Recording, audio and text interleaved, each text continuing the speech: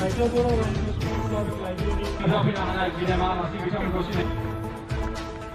बे समावहाय आङो साहायनिसिम आङो साबायखर जासिबाय आरो बे समावहाय आङो सिनायथि गांसे आर'नाइ जौगायनायखौ खावलायनाय जाबाय साबायखर जाबाय सानैसिम आरो बेनि नोजोर आरो थांखिया जाबाय मा जोंनि बिटिआर ओनसोलाव गोबां गेलेगिरि दङ बिथांमोना जाहाथे आरोबाव गोजौ थाखोआव थांबावनो हानायनि जि थुलुंगा बे थुलुंगाखौ जाहाथे मोनो आरो जोंनि बिटिआर ओनसोलाव दे थारैनो गोजोना गायसनजाबाय बेनि जोङो नेरसोनथि महरै दिन्थिनो थाखायनो बे बरदल ट्रफिखौ जों गिबि खेबनि थाखाय जोंनि बड'लेण्ड ओनसोलाव जों खुंनाय जादों। नोंथांमोना गोदान गभर्नमेन्ट हिसाबै लाइमोनफोरनि स्पर्ट्सआव जौगाखांनायनि खेत्रआव माबायदि थांखि लादों आरो ओनसोलाव माखासे स्टेडियामनि गोनांथि बेनि सायाव माबायदि थांखि लागासिनो? दासिम दाखालि बावै जों सावरायनानै थांखि लादों जोंनि बिटिसिआव बर्तमान थानाय मोन 40 समस्तियाव मोनसे जोङो मिनि स्टेडियाम जोङो गायसनगोन आरो बेनिफ्राय इसिआव जोङो थांखि लाबाय जे साब डिभिजन लेभेलाव जोंनि अफिसखौ जोङो गायसनगोन स्पर्ट्सनि साब डिभिजनेल स्पर्ट्स अफिसारनि आरो दायो जोंहा फिजिकेल इन्सट्राक्टरनि मोन 40 मासिनि थाखाय आरो कचारनि थाखाय 15 मासिनि थाखाय आरो एसडिएसअनि थाखाय 3 मासिनि थाखाय अपेन रिक्रुटमेन्ट रेलि जागासिनो दङ। बिनि रिक्रुटमेन्टआ जोबनाय लोगो लोगो जोंनि गामि ओनसोलाव जोंनि साब डिभिजन लेभेलाव जोङो अफिसारफोरखौ दैथायनानै जोंनि गामि ओनसोलनि गेलेगिरिफ्रा जाहाथे थुलुंगा आरो खाबु मोनो बिनि थाखाय जों खामानि मावनो थाखाय साखाफारा जादों। बे इउएन स्पर्ट्सनि रिक्रुटमेन्ट सोलायनायनि मेन उद्देश्यआ बेनि उद्देश्यआ जाबाय मा जोंनि सरकार दानायनि उनाव गिबि खेबनि थाखाय जोङो रिक्रुटमेन्टखौ जोङो खालामदों। बेनि अनगायैबो जोङो गुबुन डिपार्टमेन्टआवबो जोंहा मासिया लांदां जानानै दङ बेफोरखौबो जोङो थिसनगोन।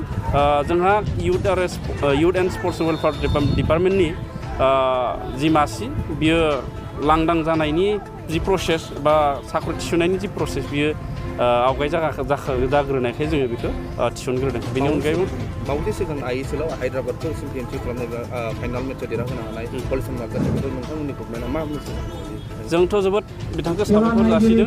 बिथाङा जोंनि बर'फोरनिल' नङा सारा सा सानजा भारतनि थाखाय बिथाङा सासे गोग्गानाय आरो बिथांनि गेजेरजोंनो जोंनि ओनसोल जोंनि हारि जोंनि सा सानजा भारतआ मुंदांखा जादों। आं बिथांखौ जोंनि बिटिआर हालामनि स्पर्ट्स एन्ड वेलफेयार डिपार्टमेन्टनि जानानै रोजा रोजा साबायखर जासियो।